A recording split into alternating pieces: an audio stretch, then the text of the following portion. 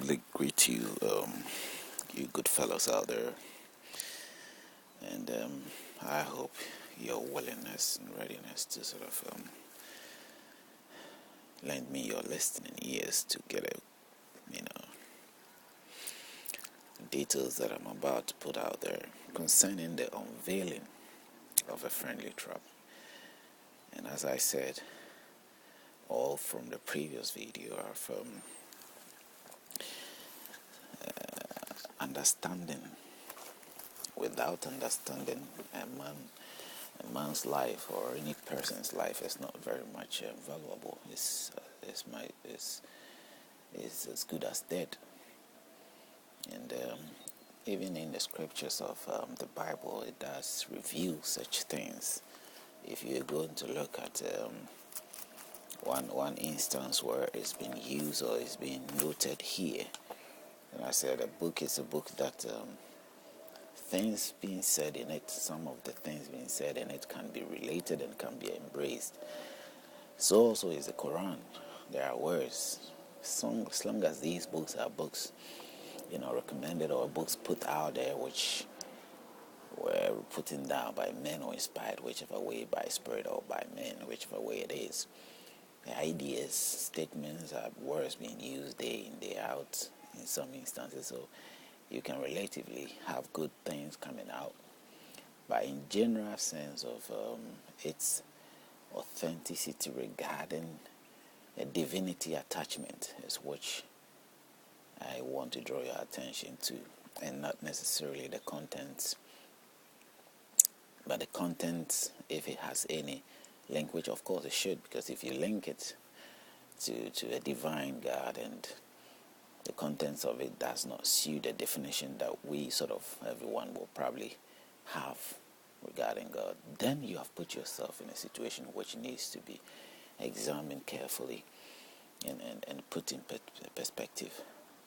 So I said, if you go to look to, let's say, Proverbs 21:16, the Proverbs 21:16 of the Revised Standard Version Bible, which is what I use. I'm not opening the Revised Standard Version, which is the Holy Bible of the Revised Standard Version. Equally, Thomas Nelson publishes, And if you open the Proverbs 21, verse 16, Proverbs 21, verse 16 says, 16 says, a man who wanders from the way of understanding, you who keep yourself away from understanding, none effort at all, trying to do the best that you could do to have understanding, will rest in the assembly of the dead. You will end up being, among the dead. Your worthiness is best as being part of a dead, or being in the association of the dead. And I'm sure it's equally you're the same as being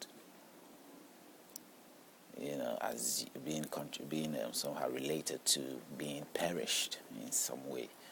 So as I said, without the understanding, you're no good. You can't really have a grounds of which, or the basis by which you would do your things. Or if I have no understanding of what I'm doing, let's use this as an example, then whatever basis or whatever presentation I might do or whatever I will say here will mean nothing and will have no impact, nor will not be any meaningful use to anybody, to myself or to anybody. And virtually whatever I probably put out there will be just babbling of words and won't have any of the substance that I would want to put out there. It might not entirely have the strong base, but it will have somewhere along the line. There are good, rich sources of information that will be put out there. And if I probably slip of tongue kept me in certain instance, that isn't something that you might truly regret. I'm a human being. I didn't say I was God. I didn't say I was perfect or was divine. No, I admit to my imperfection. But the books that I present to you have no room for imperfection. It is not defined in the imperfection. If you link it to God, I want to tell you that it is not perfect, because it is more linked to man than the divine God. But there are many of me, of what I was before, and more people out there who sort of link it to perfection, that it is perfect and there isn't anything which sort of suggests that it is imperfect, and that is what needs to be proven. So that's what the facts are being pulled out to sort of point you to that end. Yeah, and this is the Quran that I use as well, that I will probably quote from there as well. But let's focus on this time, what we have and what I'm thinking of addressing is basically we've tackled on the distraction, which we not necessarily the part where we will say that God going to make the distraction. If God goes out there and destroy, that is fine. That is not what this is about. That is not what, that hasn't got anything bad. In fact, that is what really I think, how I feel should be the case. Because God is the authority of all things. He's the divine of all things. When he does something and he realizes that it's not right, he has every right to correct it, to destroy it and put it right, or reassemble it, or whichever way. He has every right to do that with nothing accusing him or nothing coming to sort of point fingers at him. But when a man does it, that's the issue. And God will not put his children. It's like a man with having your children and putting your children right there at the roadside to do things that are risky, or things that you sort of they are being restricted from doing. But in this regard, you feel that since you're there, then they can do it. I don't know how that can be applied in any case, that a law is law or rules are rules. You who set the rules, you play a role in such a way that those that you set the rules on will always know that the rules that you have set are legitimate in every sense, so that they can easily practice. But if they realize that at some point you legalize it, and at some point you sort of make it illegal, then there is a problem there. That's the whole thing. So we should look at it in that sense, and we will get a clear view of what we're talking about. And as I said, we're talking something to do with omnipotent, omniscient God, who is what? All powerful, all knowing, and in every way the provider of all our sources, or all that we depend on, including ourselves. He's the provider. So there's nothing under the planet or in this universe that is outside of him. That is how great we are, the greater God that we're trying to sort of picture or put out there.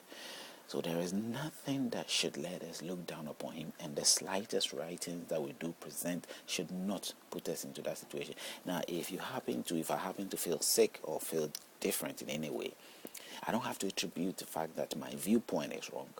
There is possibility where people might not necessarily be there, or evil might not necessarily be done to you based on physical means, but sometimes, and most of the time, it can be done in a spiritual means.